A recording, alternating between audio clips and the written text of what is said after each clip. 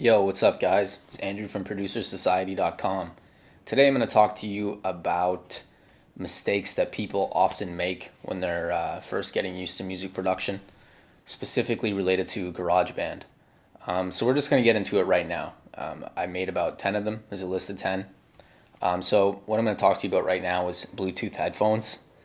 Um, there's a there's an article that I wrote about latency, and there's a lot of different solutions to the problem. But I find that a lot of people they try to use Bluetooth headphones or some kind of Bluetooth setup, and the issue with that is that the Bluetooth technology isn't 100%. So when you play, excuse me, when you play music on your keyboard or on your guitar, and things are set up with for instance, like Bluetooth headphones, there's going to be some kind of latency between when you play the note and when you can actually hear it. So, for instance, when you hit the keyboard note, it's not going to sound right away. It's going to take a second. And I mean, that's just not that useful, especially if you're jamming and stuff. It's not very useful, you know? So just put away the Bluetooth headphones and the Bluetooth gear. Um, Wireless setup is cool for certain things, but when it comes to making music and mixing and things like that, it's just best to avoid it and just have a proper setup where you're using actual headphones or actual monitors that are plugged in. Number two, mismatching the number of measures. So this is a mistake that I made a lot. I had to Google how to actually make music in GarageBand, and I noticed that like I would make something and then I would try and loop it, and then because the measures were mismatched, for instance, one measure would be 5 lines and the other one would be four and the other one would be six, and then I'd loop it and I'd be like, how come this doesn't sound good?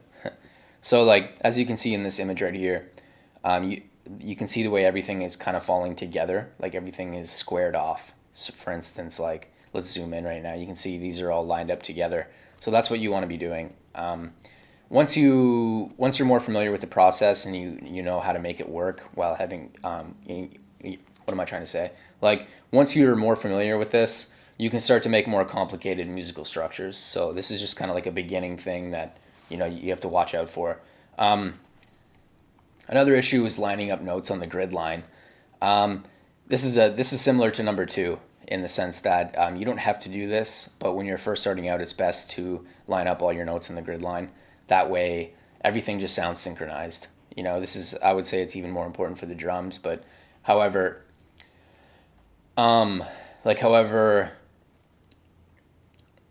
part of music is the fact that what makes it music is the fact that there's errors and like little things about it that aren't perfect.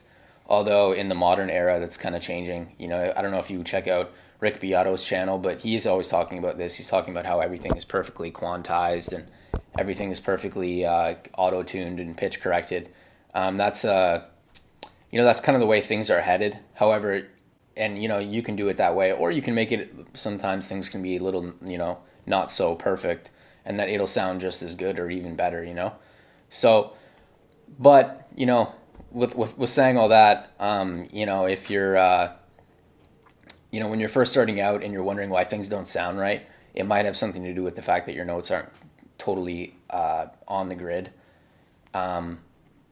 But yeah, once you move on, once you play around with it a lot more, you're going to become familiar with what sounds good, and you're going to notice that it doesn't necessarily have to be on the grid line. It's just it's like a foundational point to jump off from. The next one is not understanding how to use EQ. Number four. When I first started out when using the EQ, I would my EQs were wild. Like I would want more bass in the song, so I would just crank the bass frequencies and by 15 dB, and then you think it sounds good at the time, and then when you listen, I listened to some of my older songs and I had the bass frequencies cranked and it sounds terrible. So that's something you want to avoid. I mentioned two common mindsets that are good to use. One is less is more, and two is subtractive EQ. So less is more just means like you're using small boosts and cuts. So for instance, you can see these boosts here. Like these aren't large boosts, but that makes a big difference, honestly. Or even this small cut right here of the 200 range, that makes a big difference. That little cut right there will really clear out some unwanted sounds. In terms of subtractive EQ, that's kind of like the principle right here in this high pass. It's not really a high pass filter, but it's kind of like one because I've attenuated all those frequencies, or I've decreased them.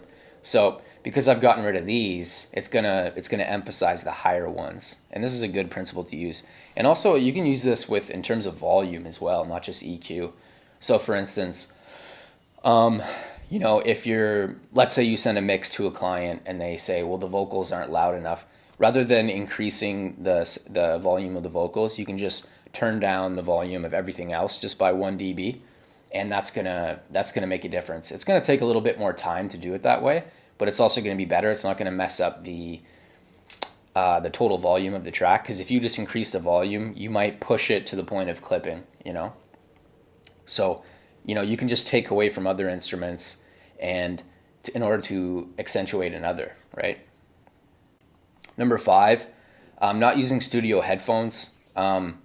So by this, I mean, it's best to use headphones like the Audio-Technica ATH M50X, I think they're called, or a brand like that. It doesn't have to be that particular brand, but you just want headphones where there isn't so much of a boosted low end, which is really common in, for instance, like regular consumer headphones, such as iPod headphones, and most headphones, they come with like a bass boost or something like that, and this isn't really that great because you're going to listen to it on a certain type of headphone, like a consumer headphone like that, and you're going to think everything sounds great, and then when you take it to listen to into your car or another stereo system, you're going to find that it just doesn't sound the way that you thought it did.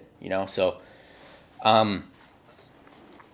so basically, studio headphones, in conclusion, they're going to allow you to make more informed decisions in the mixing and production process. So it's definitely worth picking up a solid pair.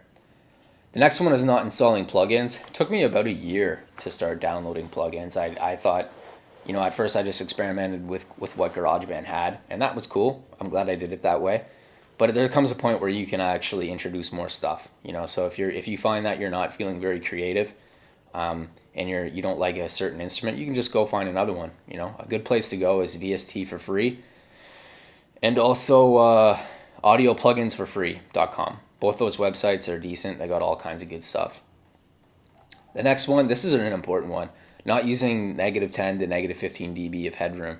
So when I first started, I would have everything cranked up, like sometimes even above 0 dB, or I would have it at like -1 dB. And that's going to make things difficult. It's going to make it, you're going to be in a position where you're more inclined to have clipping and stuff like that, and you're going to have, all kinds of issues. Like you're going to have to go back and remix things because you find that something is too loud or something is clipping in one particular area. It's best to just subtract all the volume down to -15 dB right before you even start mixing, and then just start from there. And that's a really good thing to do. That's going to save you a lot of time, and it's going to make you, it's just going to save, it's going to save a lot of time, and it's a really good tactic to do. This next one, number 8, is a little more controversial. Some people will have an issue with me saying this, but using iOS GarageBand, it's great to use it in the rough draft phase. So for instance, you just come up with ideas on your phone, and then you export it to your computer later, and then put everything into another software like Mac GarageBand or some other software, and then you can finish it and make it sound good in that. However, like if you're just using iOS, I don't know, like iOS, it always seems like, to me anyway, it seems like there's just always problems. Like anytime I'm on Reddit or another forum where people hang out, they're always talking about some kind of issue, like the app crashing, or one day all their files are just gone, and there's just always some kind of a problem. And I find it's best to just avoid that, and just use it for ideas, and then put it over to the Mac GarageBand after, or another software. It's going to save you a lot of issues. And not only that, but the Mac version is just better. Like you have the drummer track, you have, you can put a ton of different plugins on each track. Interface is way easier to use. It's just better, So yeah, again, I'm not saying that like never use it. I'm not saying that. I'm just saying like just use it for rough drafts. Like don't use it for everything, because it's just, unless you're doing fine. Like if you're not having any issues with iOS at all, do what you want. But I mean, if you find that you're always having some kind of problem, I'd say it's just best to skip it and just use it as a rough draft thing. Number 9 is not using the time quantizer. This is another big mistake that I made when I first started out. I would go back through each. I would actually go back through and like manually push everything back to grid. It was really not a good idea. And then I just found out that it was just as simple as turning it on and then selecting the type of note, and it just snaps it to grid, and then everything's all good. So I have an entire other article about the the time quantizer, so you can check that out. The next one is panning. This is another one that I didn't do when I first started out, and I can tell when I go back and listen to my mixes because all the instruments are localized and centralized in one particular spot of the stereo image, which is another way of saying they're just all in the same place sonically, in terms of audio. So you can see in this image I have everything panned more reasonably. Everything is kind of moved around. In my opinion, I don't know. I really like panning. I think panning is kind of what makes the mix. It makes a big difference in terms of how it sounds. Like it's going to make things sound a lot more professional. Because let's say you pan the drums. The drums is a big one. So if all the drums are in the same place, it just sounds too busy. But if you have like, the kick in the center and then the snare slightly to the right, and then your hi-hats and your cymbals to the left and right, and then the toms, like, for instance, like the toms like spread out. So one is like far left, one is far right, one is in the center, and one is slightly off right. So when they go through the toms, it sounds like, the toms are spread across the sound, like across your headphones. And that's how you create that sound. And it's really cool. That's what I like to do. I think it's a lot of fun. Yeah, that's pretty much it. That's pretty much it for the video.